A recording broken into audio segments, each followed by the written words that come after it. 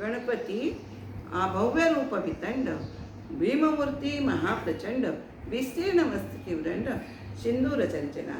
समर्थांनी इथे गजाननाचं सगुण रूप वर्णन केलेलं आहे. त्याचं रूप कसं आहे? भव्य आहे, दिप्पाड आहे, वितंड. याचा एक अर्थ असा आहे की गजाचे तोंड त्याला लावले म्हणून त्याला गजानन असं म्हणतात. ही कथा आपल्याला सगळ्यांना माहितीच आहे की पार्वतीच्या सांगण्यावरून गजानन गणपती हा शंकरांना सुद्धा आतमध्ये येऊन देत नाही आणि तिथे शंकराचं आणि गजाननाचं युद्ध होऊन गजाननाचं मुख हे धडा वेगळा करतात आणि हे पार्वतीला कळल्यावर पार्वतीला खूप शौक होतो, तुम्ही माझ्या मुलाला तुम्ही मारलाय तर आता तो जिवंत कसा होणार? तर ते म्हणाले काही घाबरू नको, आपण या इथे जे पहिला प्राणी दिसेल त्याचं मुख आपण त्याच्या धडावर चिकटवू, तो जिवंत होईल. अशी कथा आपल्याला सगळ्यांना माहितीच आहे. म्हणून भव्य रूप वितंड, त्याचं रूप दिप्पाड आहे. हत्ती कसा दिप्पाडा जाडजोड असतो, दिप्पाड असतो, तसा गजाननाचं रूप हे भव्य आहे. नंतर भीमरूपी काया महाप्रचंड, प्रचंड त्याचं भीमासारखी त्याच्यामध्ये भीमरूप म्हणजे शक्ती त्याच्यामध्ये आहे, शक्तिमान आहे, तो प्रचंड शक्तिमान आहे. आणि त्याच्या जो कपाळ ज्याचा आहे ना त्याच्यावर सिंदूर चर्चित, सिंदूर चर्चित भवणी अंग, चंदन कुटी तोची अंग तोची रंग. असं गजाननाचं शेंदूर चर्चित रूप आहे आणि तेच कपाळावर त्याच्या भरपूर विलेपन केलेलं आहे शेंदुराचं. त्याच्या गंडस्थल मदमस्तक झुले शिशुहारी असं आपण जे म्हटलंय, तर त्या गंडस्थलातनं मद हा कुठला मध आहे? तो मदोन्मत्त होऊन आनंदाने डुलत असतो आणि तिथे जवळ त्याच्या अवतीभोवती षटपदक कोवळे म्हणजे भुंगे गुंजारव घालतात असं असताना दिसतात. तर हा 14 विद्यांचा गोसावी आहे.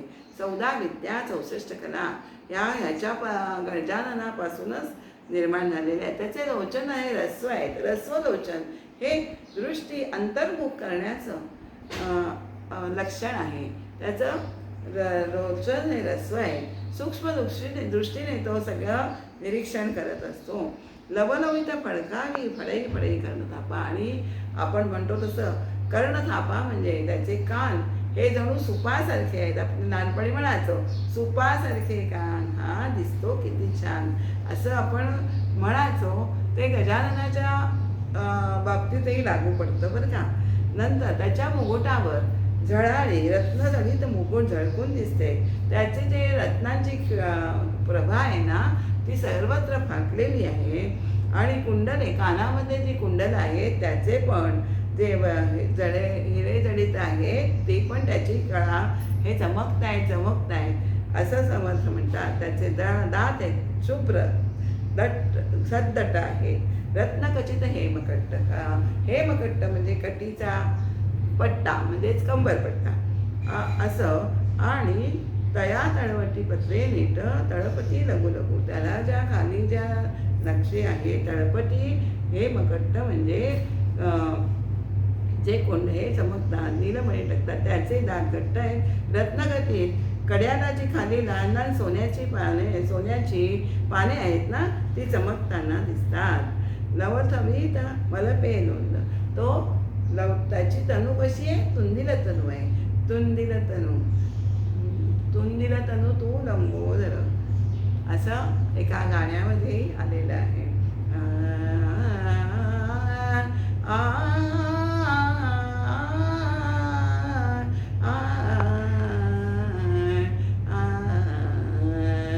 सुख करता तू, सुख करता तू अससी खरोखर, तुंदिल तनू तुझी तू लंबोदर, स्वार होऊनी मुषकावर तारिसी भक्तगण, रातुया दोन्ही कर जोडून. तर या गणपतीची तनू तुंदिल तनू म्हणजे थुलथुलीत, थलथलीत, लवलवीत आहे. नंतर त्याच्या कटीला नागबंध आहे आणि चतुर्भुज आहे. त्याचं रूप कसं आहे? चतुर्भुज लंबोदर असं त्याचं रूप आहे.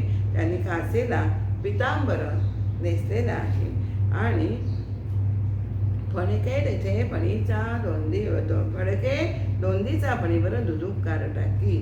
तर त्याच्या कमरेला जो त्याचा नाग आहे कमरेला बांधलेला, तो दुधुकार फुतकार टाकताय असं समर्थ म्हणतात. तर आपण असं त्या गणपतीच्या मूर्तीचं, आपण चतुर्भुज मूर्तीचं वर्णन कसं आहे? हे चतुर्भुज म्हणजे काय? 4 हात आहेत गण्यात गजाननाचे. हे 4 हात म्हणजे काय आहे?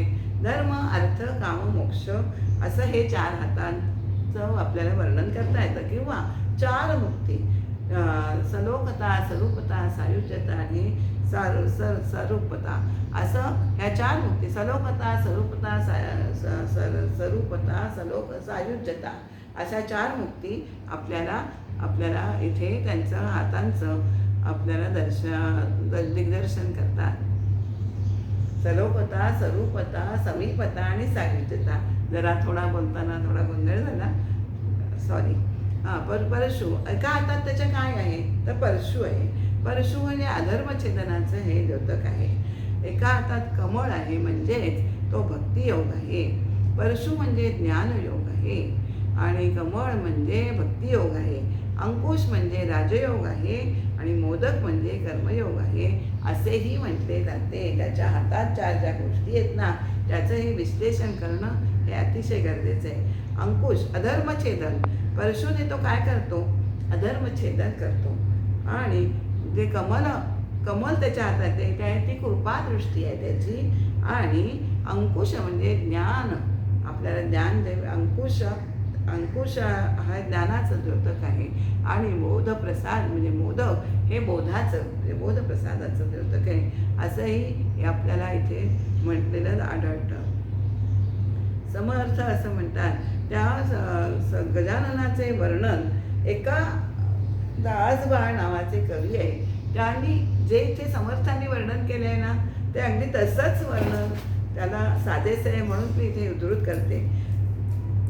भव्य तनु दिव्य तेज ज्याचे, मुकुट शिरी सुवर्णमय साजे, धडधडे हृदय कृतांताचे, निवारी संकट भक्तांचे, रत्नमय माला बहुकंठी, कलियुगी आला जगजेठी, दर्शना भक्तांची दाटी, पीत पितांबर भरभर जरीचा, झणत्कार मोहक नुपुरांचा, त्रिशूळ परशु करी मोदक साचा, ऐशा ताटे स्वारी सजनी, श्री गणरायाची पाहो श्री गणरायाची. असं सुंदर वर्णन कवी दासबाळांनी त्या संतांनी केलेले आहे. माझ्याही काव्यात गजाननाचं वर्णन इतकं रूपमोहक आहे ना, की त्याचं वर्णन हे कवी करण्याचं म्हणजे त्या आटोकाट म्हणजे त्याच्या काव्यातनं ते येतच असतं. माझ्याही काव्यातनं असं झालेलं आहे.